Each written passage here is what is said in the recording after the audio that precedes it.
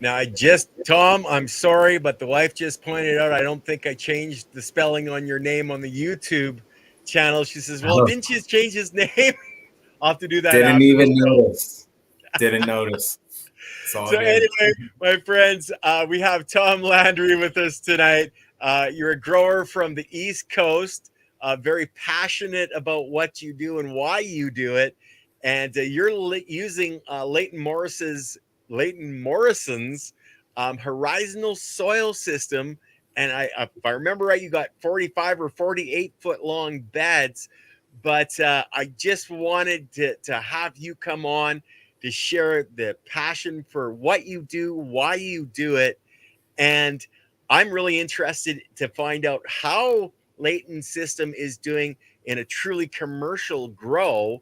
But I'm going to jump to the side. I'm going to bring you up, Tom, because the show is about you and your passions. So let's just jump right into it. Let's start with, how did you get into growing in the first place? Oof. I actually thought before the show, am I gonna divulge those details or not? But you know how it is. I've had a passion for a long time growing cannabis. It's something me and my father have shared. Actually, I first I was about in my mid 20s, and now I'm in my late 30s. So it's been a while, and I asked, what do you think? Should I try doing this? And I thought, as a dad, he'd be like, son, you probably shouldn't do this. And automatically, it was like, yes, let's do it. I'll help Cool. you. So yeah, at first it was really like a father and son thing because I never gardened before or nothing, and he is a really avid gardener. So that's how I started out, and he was always about gardening organically, and as a family, we've been always kind of shopping at the farmers markets and try to eat as organic as possible. Yeah. So to be honest, it never even crossed my mind to use synthetics to grow cannabis. So right from the start, I went organic, so I have zero experience in synthetics at all. Nothing against it, but it's just not my thing. Yeah.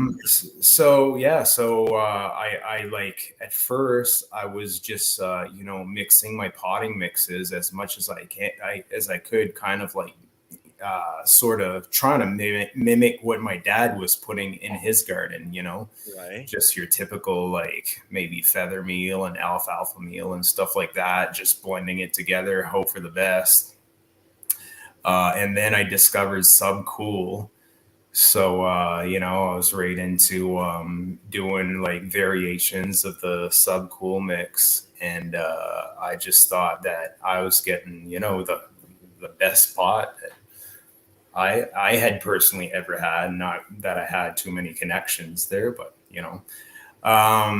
so anyways, up until getting licensed just over 3 years ago, 4 years ago, I was just a super soil grower, and I met Leighton. I had a talk with him, and I was like, "Look, my ultimate goal is to go in beds, right? To grow in beds.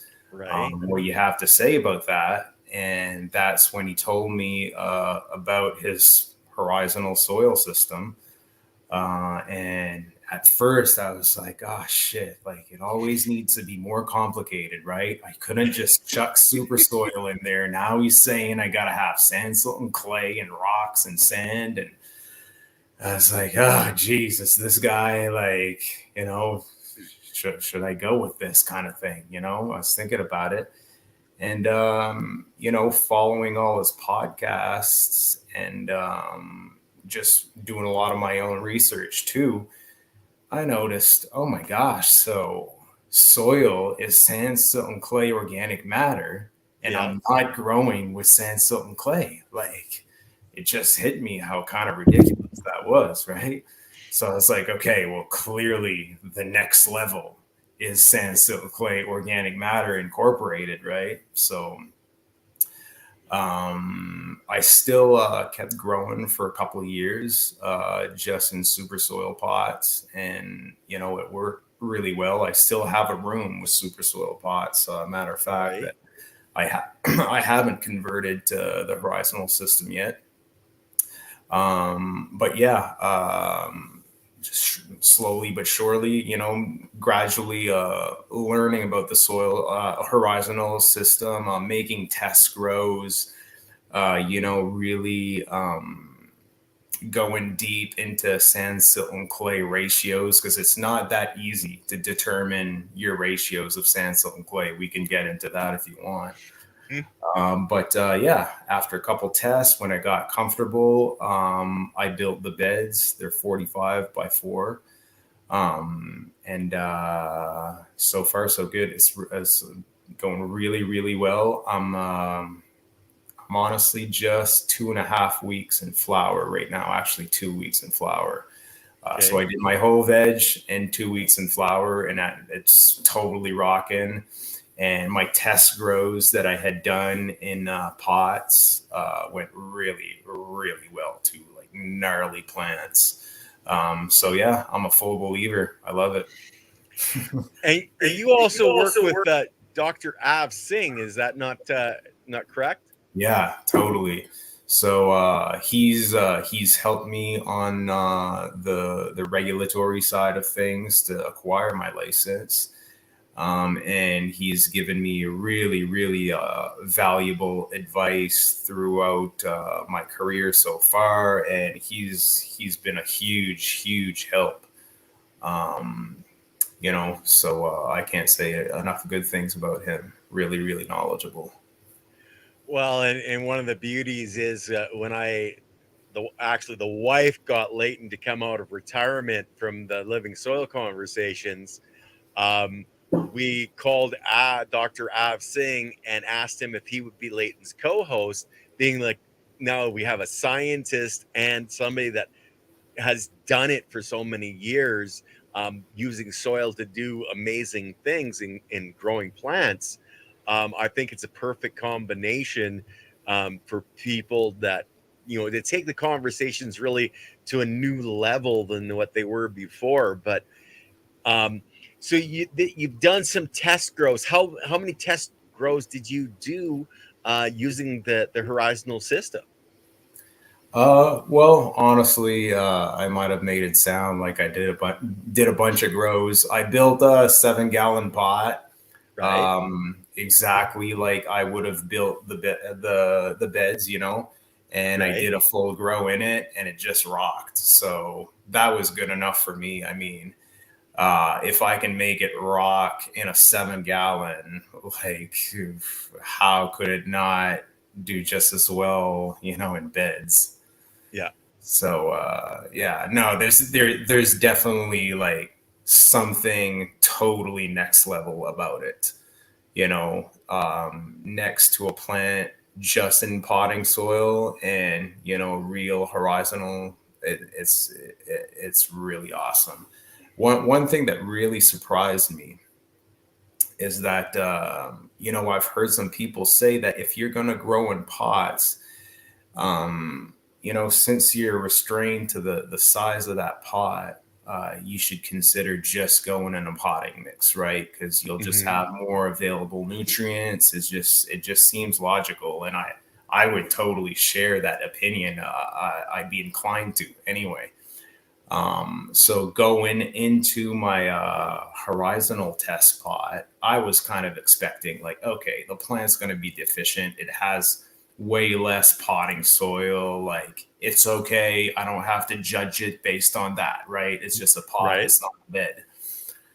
But what really blew my mind is it exceeded potting mixes, although it had like just 7-gallon pot and all that sand, silt, clay, organic matter, all that sand and rock. I was sure it was gonna just not have enough nutrients, and It Yeah. totally did. Well, I know that Leighton talks a lot about, it's the biology that breaks down the sand, silt, and clay and organic material and gives that to the plant. And I think that's what the key is to the system. Because I know I scoffed when I first saw it and heard about it. It was like, yeah, there's no bloody way. Like, because I was using the Revs mix myself, so basically a super soil, and then I heard Leighton talking about that the only difference between sand, silt, and clay is actually the size of the particle. And a rock is sand. It's clay. It's just a different particle size. And understanding how mycelium works in mushrooms, etc., it's that is being broken down by the biology, by the plant that is the mycelium. And when I started connecting the dots, it was like, this is making more sense and more sense and more sense. And I think that's what you've discovered is it does make a lot of sense when you really start thinking and opening up the perspective of what's possible.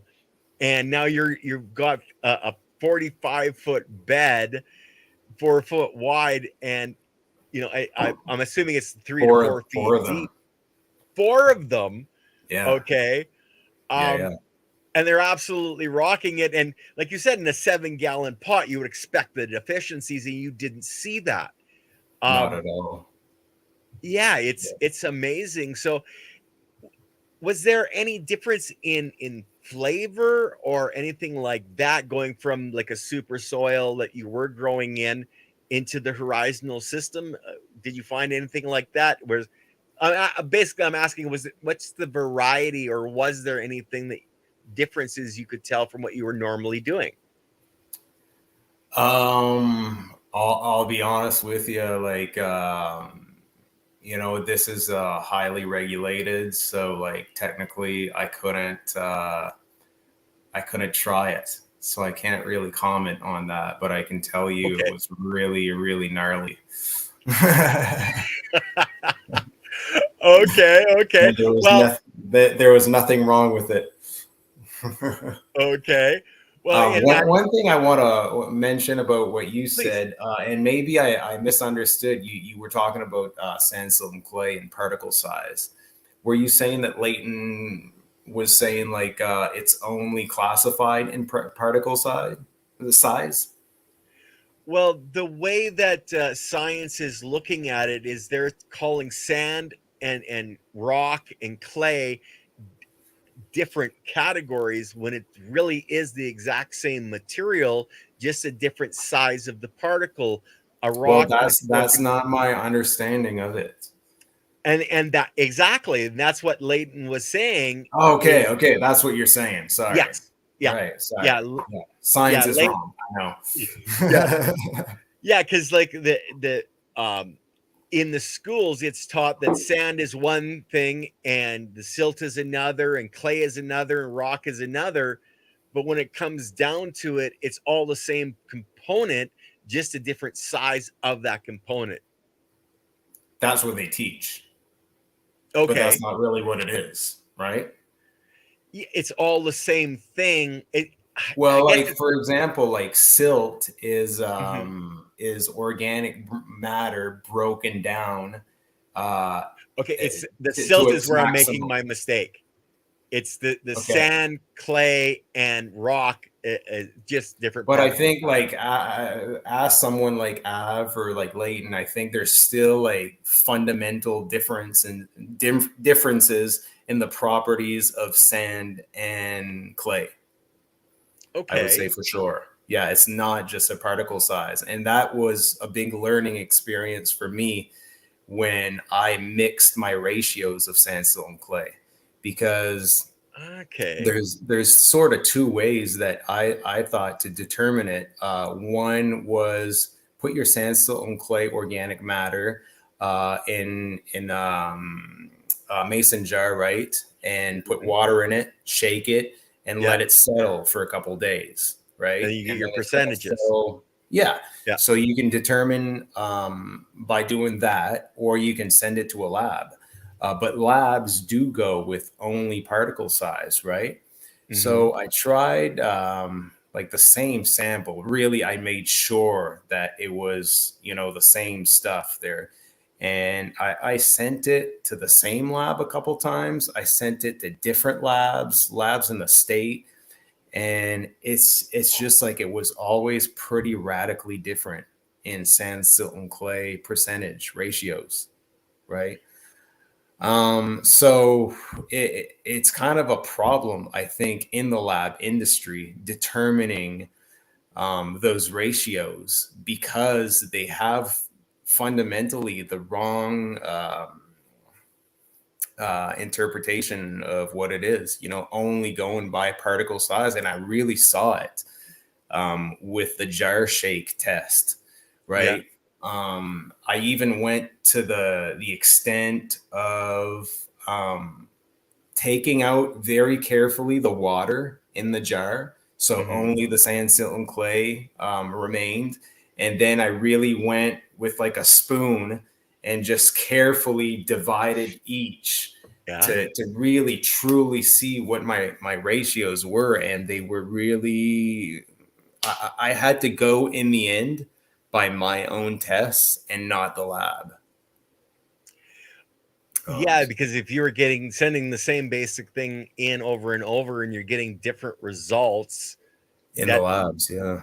yeah, it really doesn't make a lot of sense. But yeah, for fruit and gas is using the horizontal as well, and yeah, there's no comparison. Yeah. Yeah. No, it's if you're a passionate grower, I think you're just looking for what's the next level? What's the next level? So this was the next level for me. Like I already have my brain on like what I'm gonna do next now. Okay, Yeah. I've done the horizontal thing. This is what I need to start working on now. But yeah, So are you going it's to share with us what you're working on now?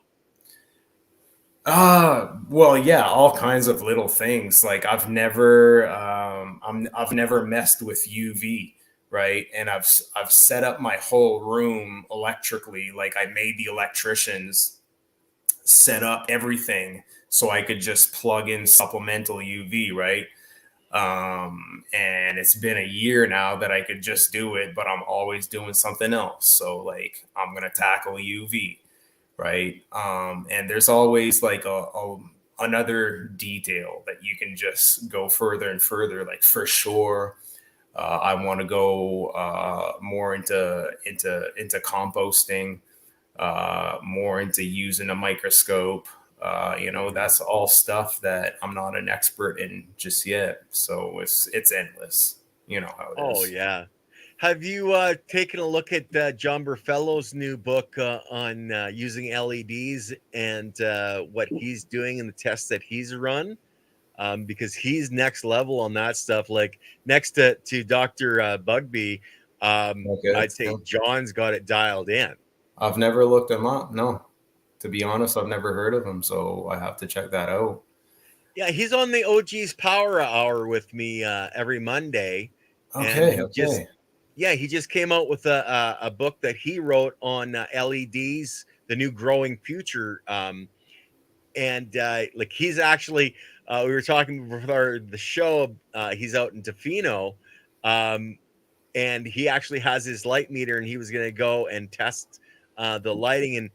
And he talks about how important the daily light integral actually is, and that we can be over pushing what we need to on our plants and to monitor that, and of course your VPD, etc.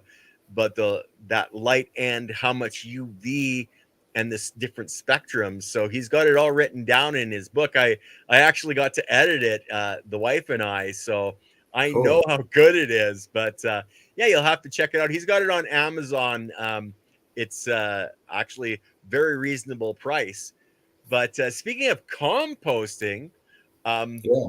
Leighton's partner in crime there, Three-Eyed Tiger, James Perkins, actually just sent me a discount code on the what Leighton and him came up with for 20% off of the Oh chorus, the man, yeah. regenerative I've been soil meaning. reset.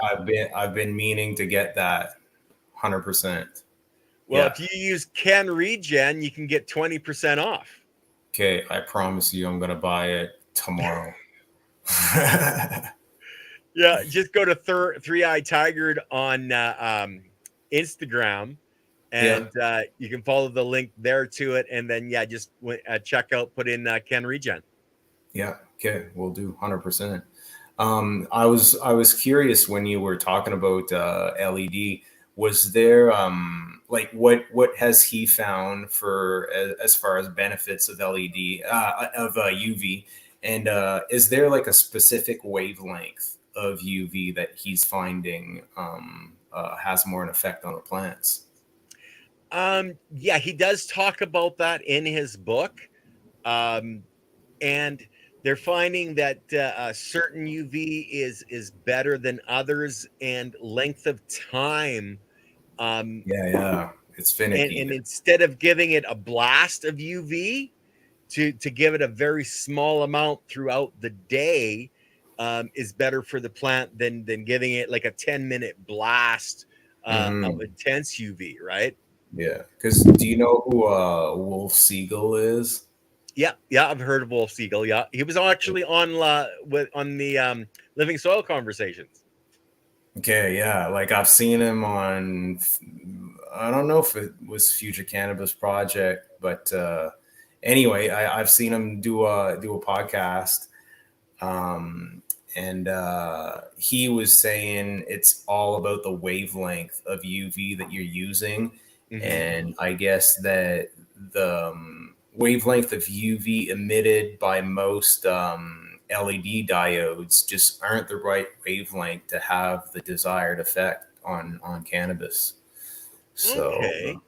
yeah. Well, I know he was also talking about instead of the lenses that we're using on our lights to use a crystal lens.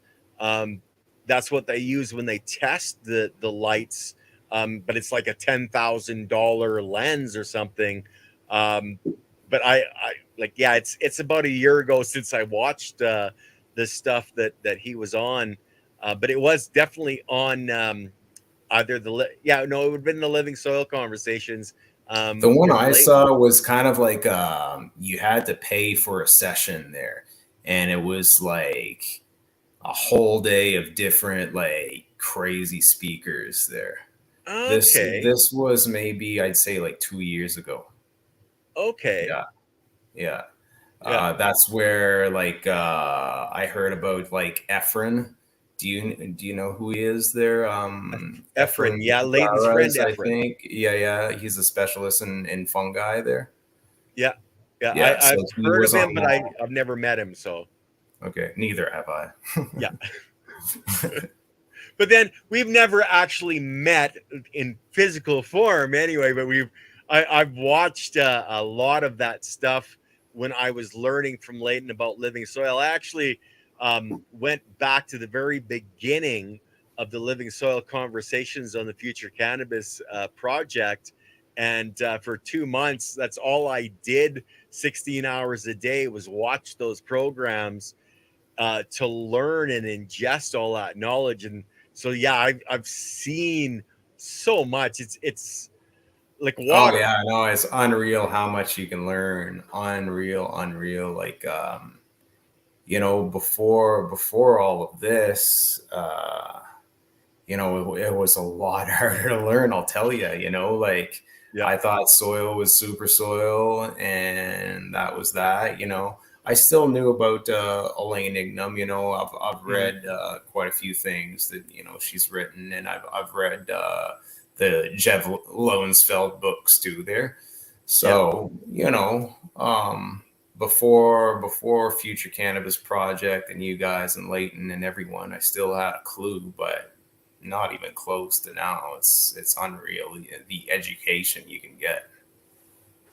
Well, yeah, and university of YouTube, because there's so much knowledge, and it's not, a lot of it isn't bro science, because you can actually watch the shows that Dr. Elaine the conversations she had at Harvard and Yale. You can watch these presentations from the actual scientists themselves, and it takes it out of the bro science realm where it's just your buddy saying, well, you should use this, but you Yeah. can actually take it to the next level. It's out there now. Yeah.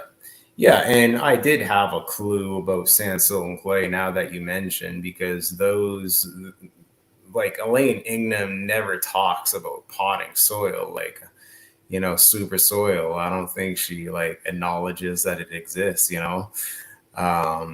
And she talks about, I'm not an expert on her research there, but Mm-hmm. she talks about how technically you don't have to re-amend, you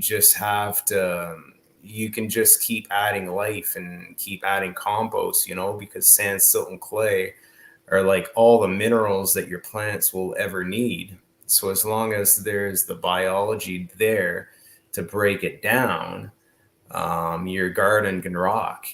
So But see, that's that's in something an that, actual soil. She's not talking about beds. When you're dealing with the soil, that biology is into the deeper layers. And in some ways, yes, that will work, as long as you're starting with the base that everything is in the soil. Because, like she does, you test what's in your soil. If you are low on magnesium or whatever, you do amend that at the beginning. But yeah, oh once yeah, you got it started, then the biology should be enough to keep things going. But as Leighton has said and is showing her, that sometimes you have to go back into the more bacterial, to the earlier, what I call the earlier transitional biology, and then work forward from there. Because it, like I talked to Leighton about the predator and prey model, where if you don't have the food for the later species of biology, they have nothing to eat, they're going to die. That's what happens, in a lot of situations. If somebody has a biological collapse in their living, or in their soil system, using just straight super soil, they didn't have the necessary food for the biology to sustain itself, and then you have a collapse because if they don't have anything to eat, they're going to die. yeah. No, and obviously, like it sounds to me anyway, like a less long-term kind of plan to go with just the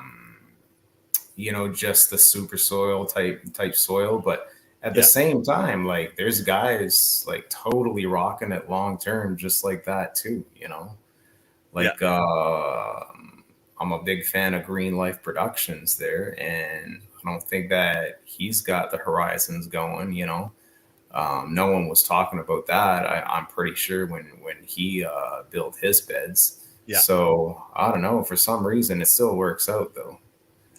Well, I think that a lot of it is, what did they start with, and how much of, like, I know when I did the Revs mix, you threw the kitchen sink at it, you composted it for a month so that the biology had a chance to break it all down. And like I rocked it for 2.5 years that way, never once had an issue. Oh Um, yeah, but I I've have a heard of full these guys room that of have. yeah, like Pardon me? that room I said I had horizontal has beds of four by 45, and it's four beds. Yeah. So right next to that, I have the same room still with my old way of growing. Hmm. Same dimensions. And I keep reusing my super soil pots. So, and I have zero problems with it either. Yeah. Um, yeah, but I'm looking at like years and years and years down the road. And one thing that I'm kind of guessing or speculating that might be a lot better with a horizontal system compared to just a potting mix is maybe it's just easier to run, right? Like I can see that you would have watering issues with, let's say, 18 inches deep of just peat moss, cocoa, perlite, and whatever else amendments, worm castings and stuff.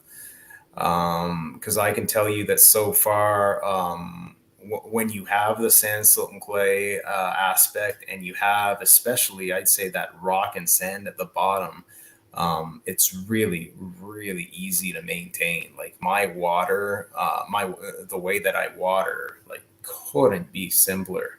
The whole thing really works together, and the whole thing about the top never goes hydrophobic, like that's actually Yeah. true. I don't know how that works out, but it does.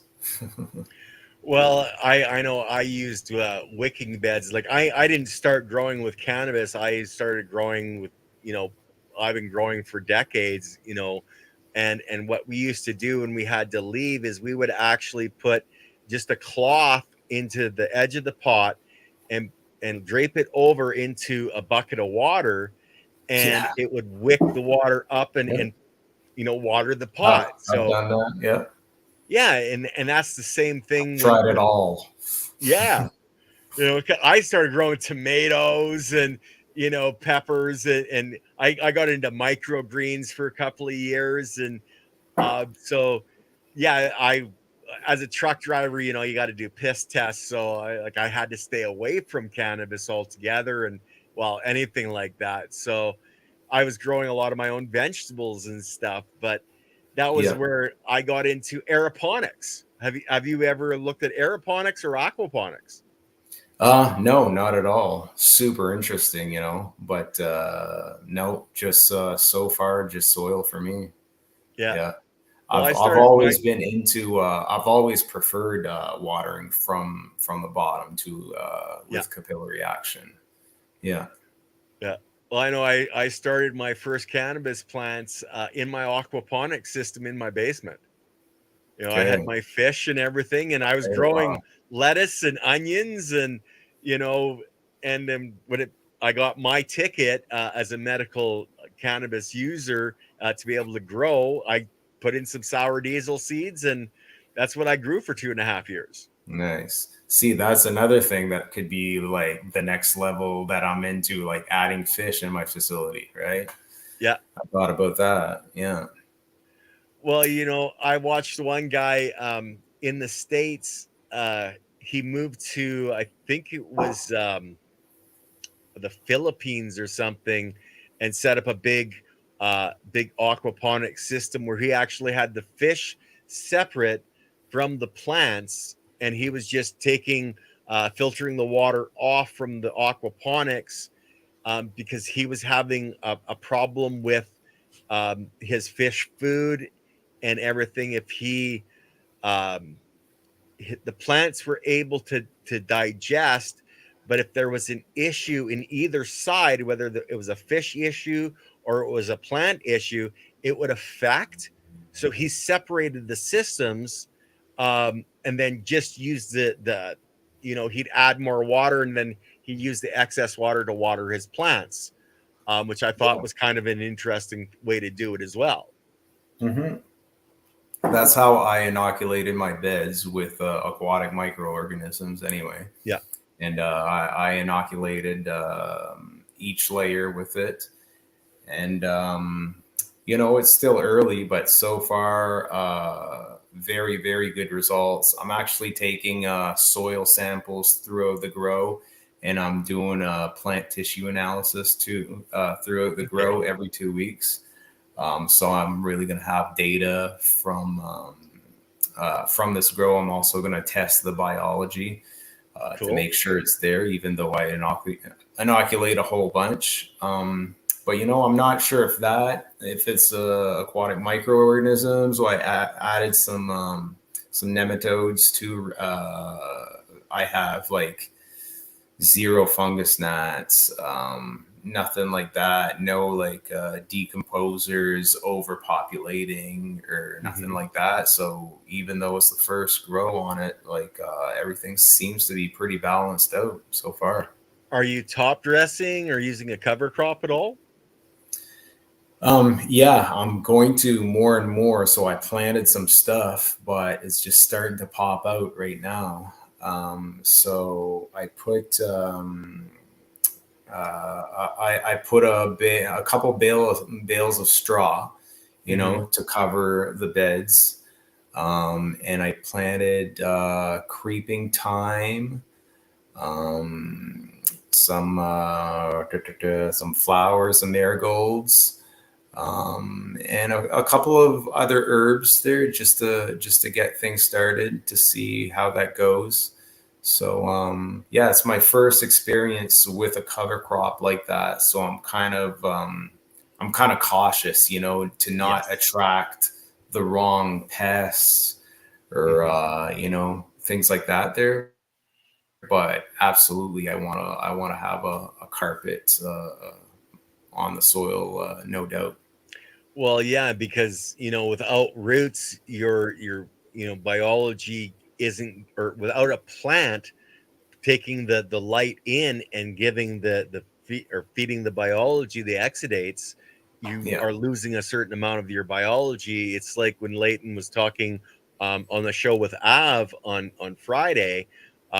It takes 90 days for your oh gosh, I'm having a brain fart here. We inoculate the soil with it when you put your mycorrhizal plant in. fungi. Yeah, the mycorrhizae. Yeah, It takes 90 days for that to really actually get started and rocking. Well, but then you're yeah. harvesting your plant and it's useless.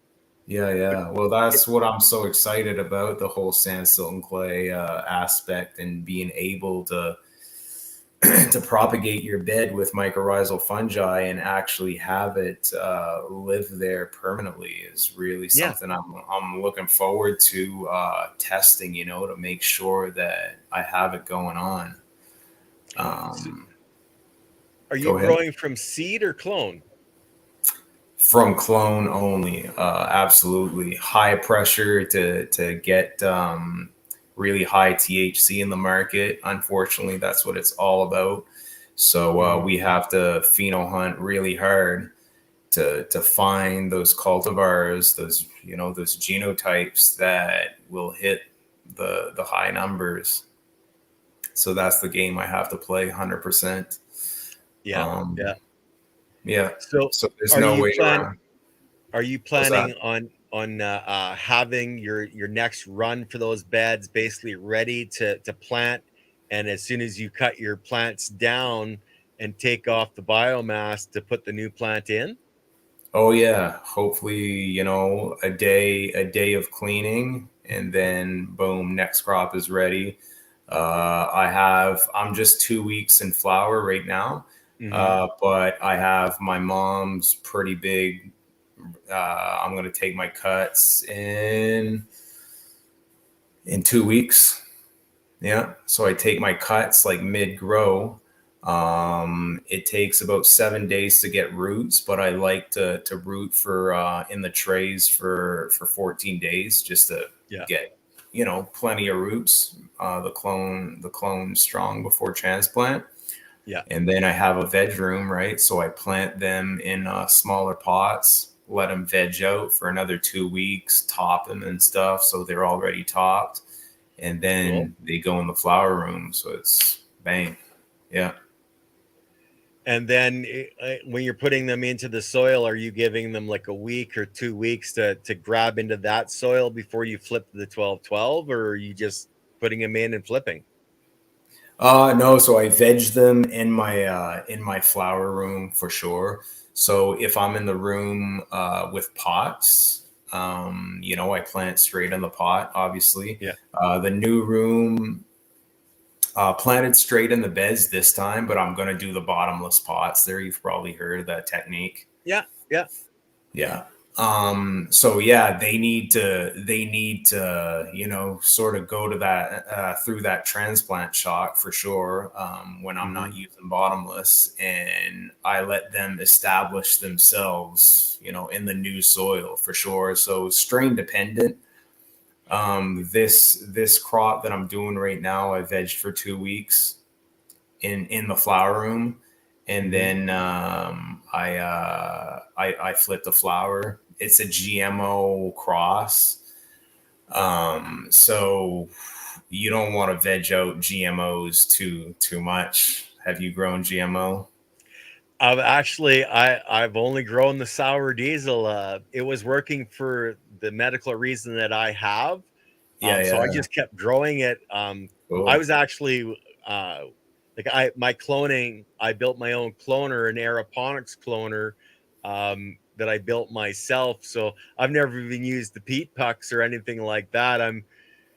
When I found something that was working perfectly and I had a no fail system set up, Oh, I just kept 100%. using the same thing, right?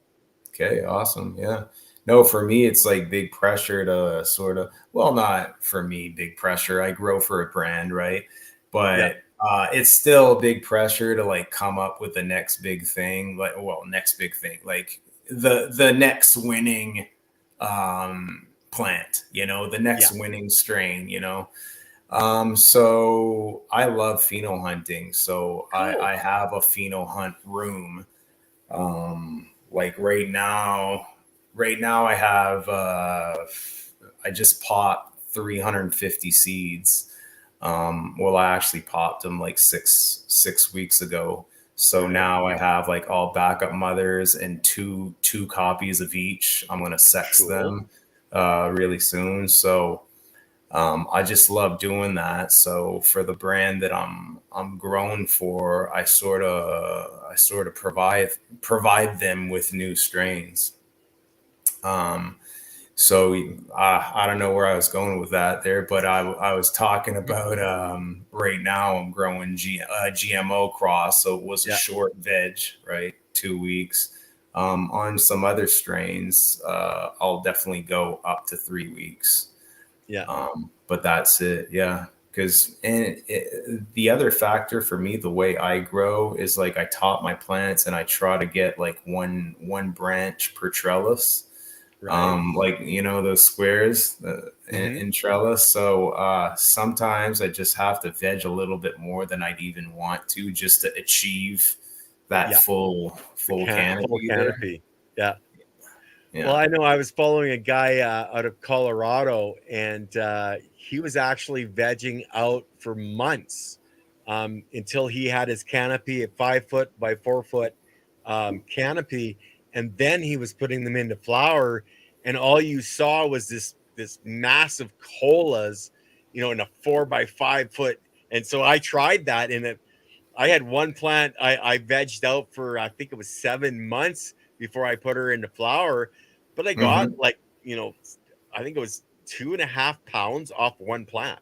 Oh yeah, like I've played around with that just for my personal grows, like Yeah, plenty, like just making a plant grow like horizontally, right? And veg it for really long, and oh yeah, I've done it too. But for me, like the sort of way I like growing now is I put a lot of plants. Like I on a 4x4, I'd like to do 16 on a 4x4, but my veg room isn't quite that big to like take all those clones. So I do 12 plants on a 4x4. So my way of doing it is just basically I top it. I top the plant once or twice, and as short as I can, pretty much go in flower. I go to flower because I just have that many plants. I yeah, can fill a canopy really quickly. And if you're VPD and you're watering and your CO2, your light levels, everything is just bang on point. yeah, Strain dependent for sure, but usually like your genetic is gonna take off in flower, so you don't need to veg a whole lot. Like you're not gaining in quality or yield. Sometimes, man, it could even like diminish things. So I love a quick veg, have them really really on overdrive, and then go to flower. hmm, Yeah, really works well for me. In my test room, like where I do my pheno hunts, the room's really quite small. It's just a 3 light room, and I flip plants like 10 inches tall, and they can end up 4 footers, so as long as you have like your environmentals and everything that I just mentioned on point, and you make sure your plant's right on overdrive when you flip it, it's pretty amazing. Oh yeah, exactly. Like I know it took me probably, and I never really got it 100% dialed in. Just I was actually using a 48-foot trailer. Um, Being a truck driver, I had access to old trailers that I picked Yeah, one yeah. up, and that was my grow. And I never had it properly insulated and that, so temperature and that it was fairly good. But yeah, when you get that all dialed in, then you can actually focus and not worry about that and really grow the plant. And Yeah. I think that's the key. And like I know a lot of people, switch strains all the time. They're always trying new things. But I know when I was growing sour diesel, I knew that plant. Yeah. I just one glance at her and I knew she needed water. Oh yeah, You you can know? definitely get good Yeah, at growing a particular genotype there. yeah, You know, um, what was I gonna say? Before licensing, I didn't have complete control either of my room. yeah, And when I decided to build a facility and get licensed and everything, and I built it so I had pretty much total control of everything, like it blew my mind, the potential that that plant can have. Like my first grow, I vegged way too much, and my plants were gigantic. yes, Like, yeah, but not really in such a good way. Like what I found a big thing is if you grow your plant really, really big, like 6 footers, right? The light is just penetrating so much anyway, right? yeah, So you're only going to get so much yield, and I find that the plant, since it's that much bigger, tends to drink a lot more. So you're going to be like pushing your dehumidifiers a lot more and potentially yeah. having humidity issues just for absolutely nothing, just to have two big plants. Anyways, if anybody that's been to my grow is watching, they're probably going to be laughing at me because I still grow huge plants. Yeah, but they're But not like, 25 feet tall. it's a problem. It's a constant problem. Like the plants are just too huge, but like, not ridiculous 6 footers. Yeah, yeah. Well, Just like like I five. know, like a lot of guys are doing tent grows, and you can't allow that to happen. Yeah. But if you've got the space, it is absolutely amazing that a cannabis plant that can look like a freaking Yeah. 30-foot tall Christmas tree. You Yeah. know? Yeah. Well, what Yeah, I did is I cut my tables as short as I could go. Like we actually like I got on my back and I actually like measured how thick my body was.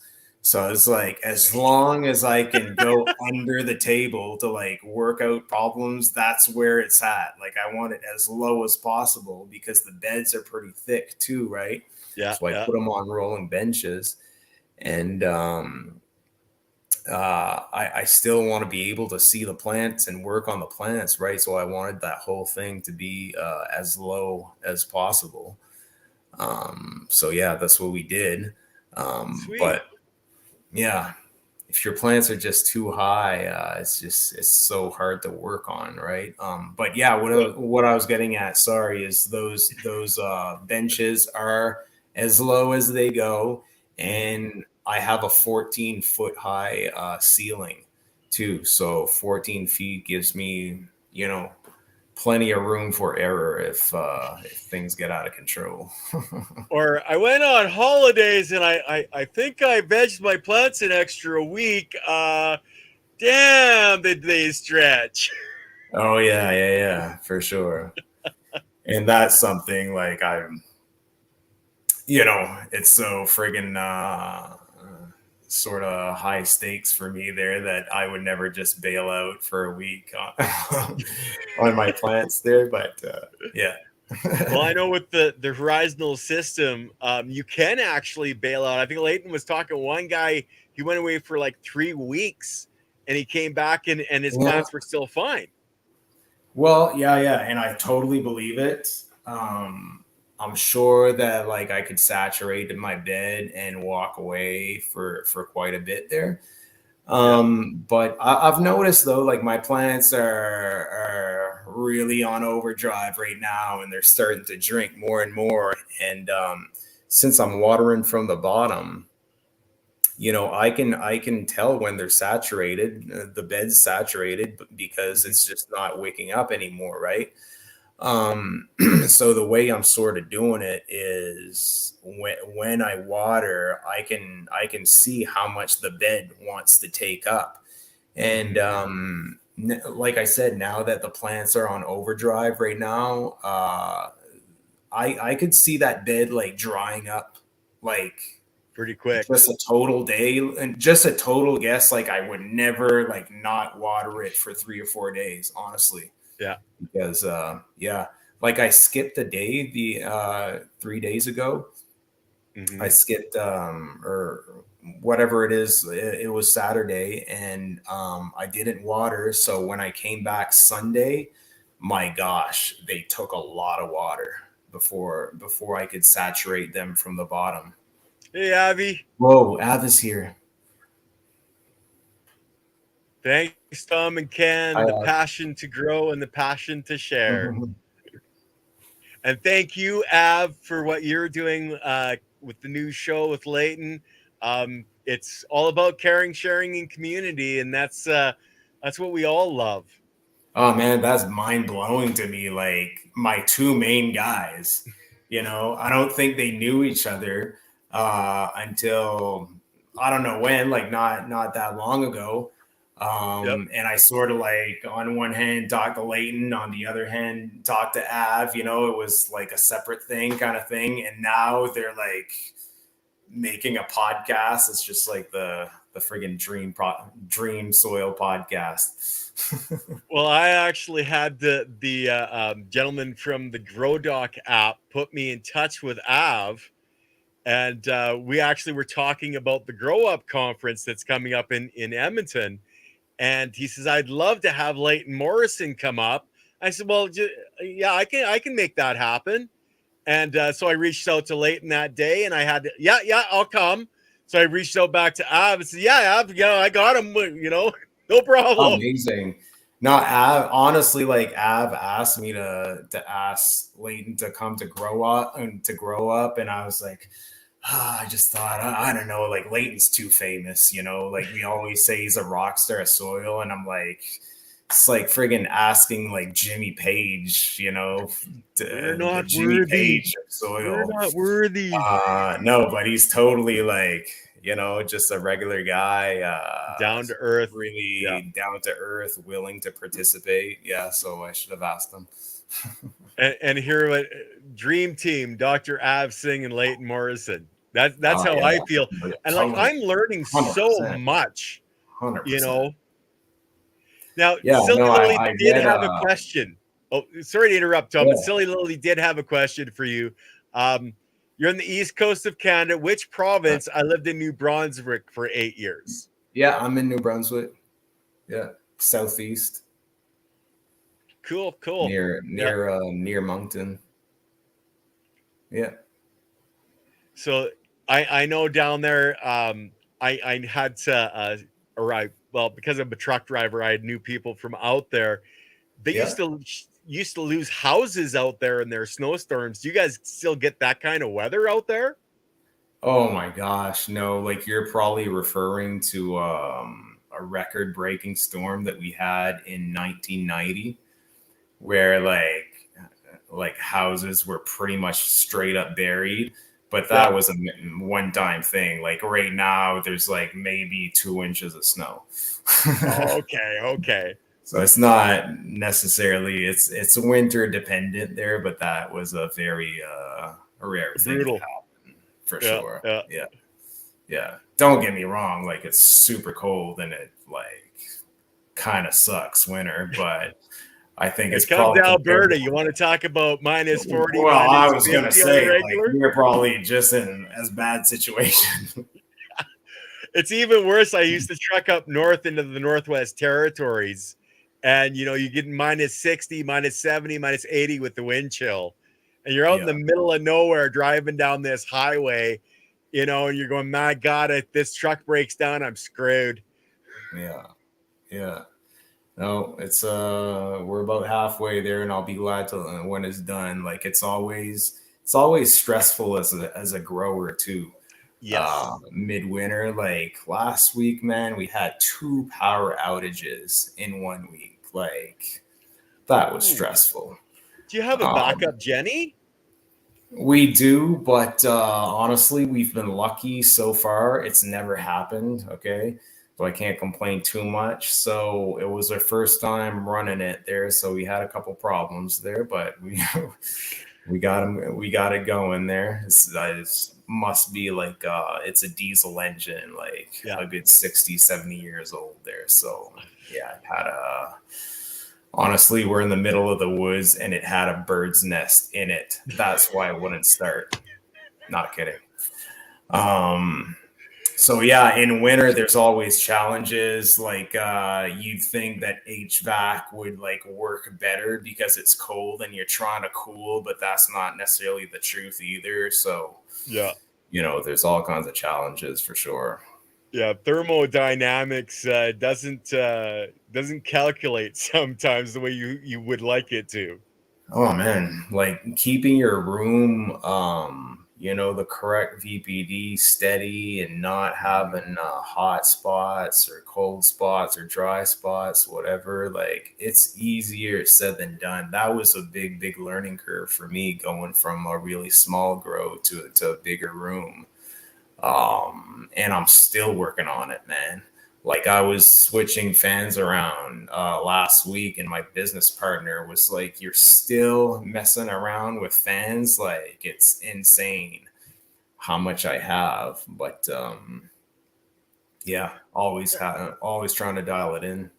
Well, yeah, I know Tony, Mr. Toad, he's also on the OG's Power Hour. He actually, instead of having the fans even pointed at the plants at all, he's just put them so they're directing the air up into the ceiling so that he Yeah. gets a circular effect, and then he never has to worry about wind burn either. I don't know if that would work in the larger facility though. Well, it's I'm willing to try anything, but what you're kind of talking about there's fans specially designed for that, right? I think they shoot the air down and somehow it comes back up. um I've yet to try them, but I see them in more and more grows, so Yeah. it must be legit. Right now, what I'm trying to do a lot is to do kind of a cyclone, so like on the right side of the room, let's say Mhm. all the fans are pointing one direction, Yeah. and on the other side of the room the other different direction, so you get the Get the the air to yeah. constantly move around like that. That's what I'm trying to dial in as much as possible. um but yeah, like I see pictures of big commercial grows, and they seem to pull that off and talk like it's just easy, but it's simply not. No. Well, I watched one. They actually had the system where the air was outside and they were blowing it through tubes, and then they had tubes coming down, and it was actually coming below the canopy. So there was no air actually hitting the canopy, but it was cycling the air, and it just had these tubes hanging down everywhere. Yeah, yeah, I've seen that too. Yeah, Yeah. it's There's so another many way of different looking at it. ways. Yeah, yeah. No, we have like cassettes on the ceiling, right? So just shooting the cold air and dehumidified air. So it still works really well. Don't get me wrong. Yeah. But yeah, it's really easy to get a hot spot, and you really see the difference in the plants big time there if Oh yeah. your VPD's off there. So it is a big thing Yeah. that I'm sort of always working on. Well, the thing is, did you ever use the HPS and that, or have you always been LED? Because I think that was a major problem with those types of lights was the hot spots. Yeah, totally. So before getting licensed, I had only experience with HPS. Okay. So when I switched to LED, it made everything way simpler, for sure. Like all those Okay. problems we're talking Yeah. about, like way less, man. Yeah. So it was still a learning curve because when you're going to LED, you have to approach it totally different VPD wise, Yeah.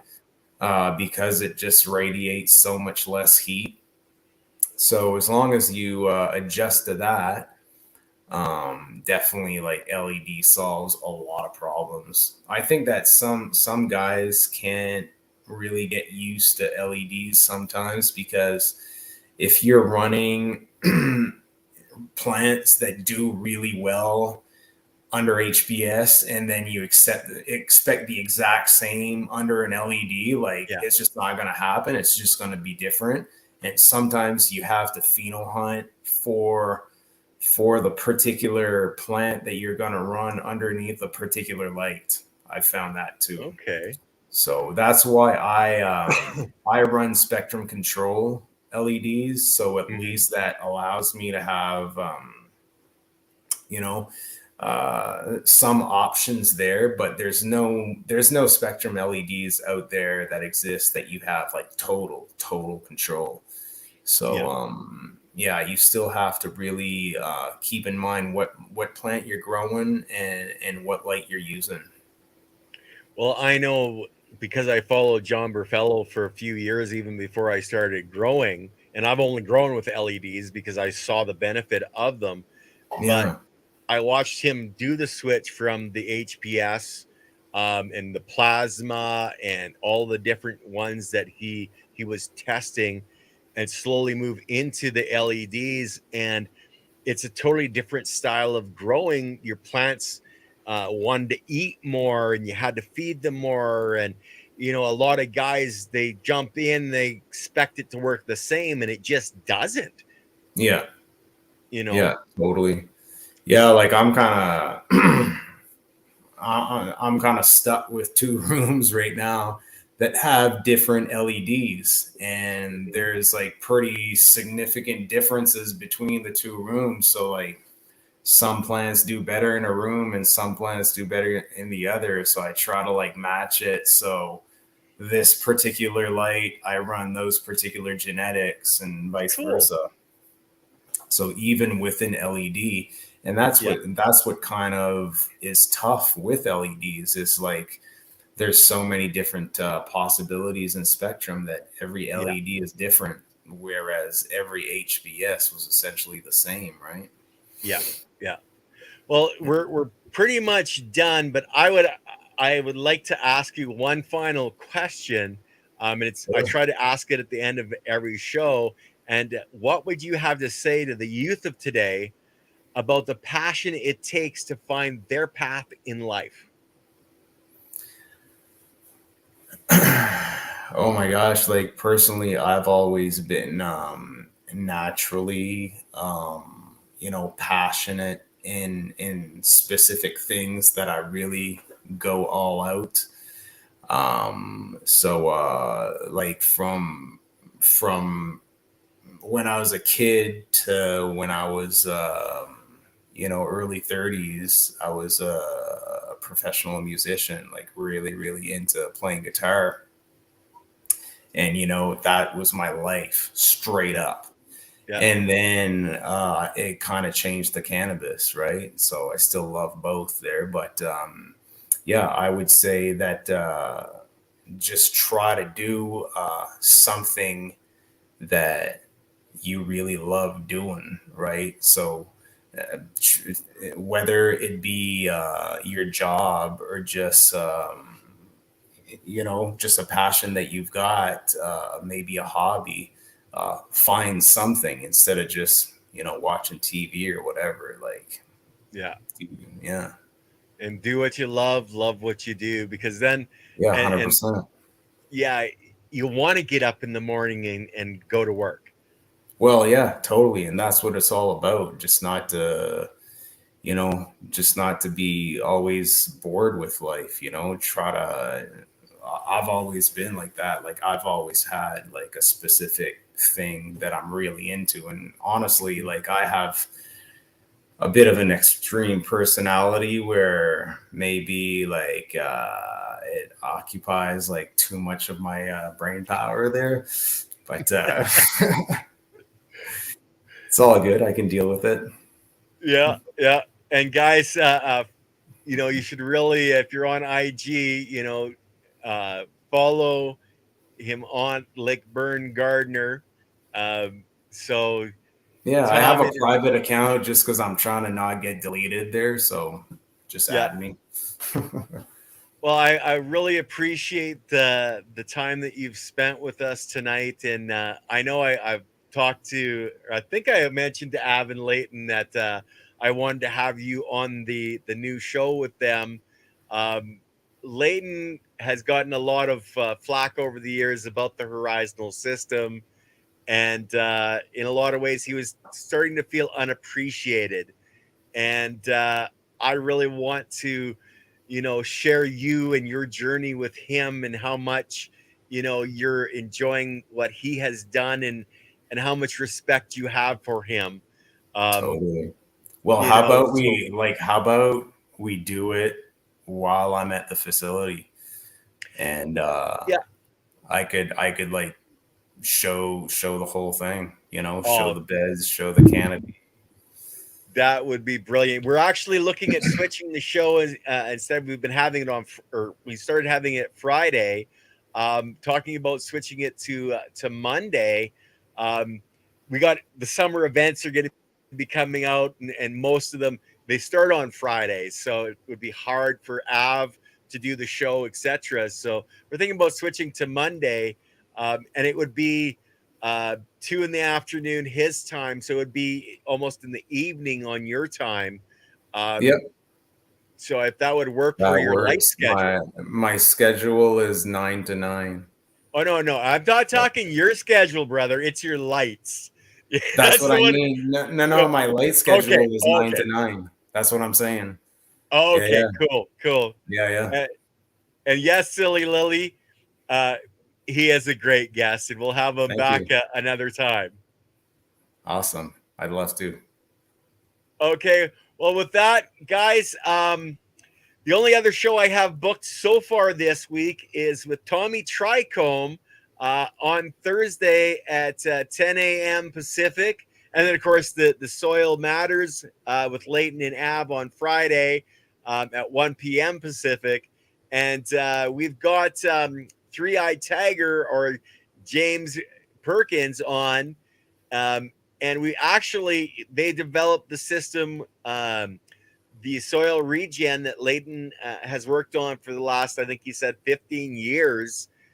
He's put a course together, and I have a 20% discount code for that I'm going to be able to give you guys on Friday. So, check that out on Friday, and we'll see you guys then. Do you have anything, Tom, that you're doing that, any events or anything people could hook up with you? Not really. I'm pretty low pro. Like I said, I just do my own thing anonymously, and I grow for that awesome brand. And yeah, no, that's it.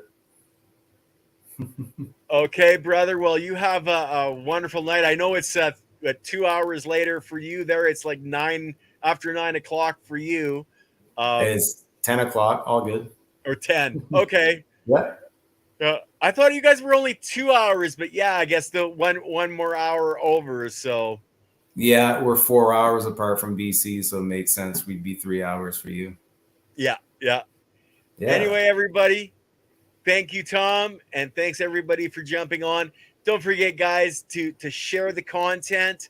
Tell your friends that this is a new channel, and we don't have a lot of subscribers yet, but we are going to be growing. Let your friends know where we are and where Leighton is as well, because I know a lot of people love to follow what Leighton is doing, and this is where he's going to be. And with that, guys, peace out.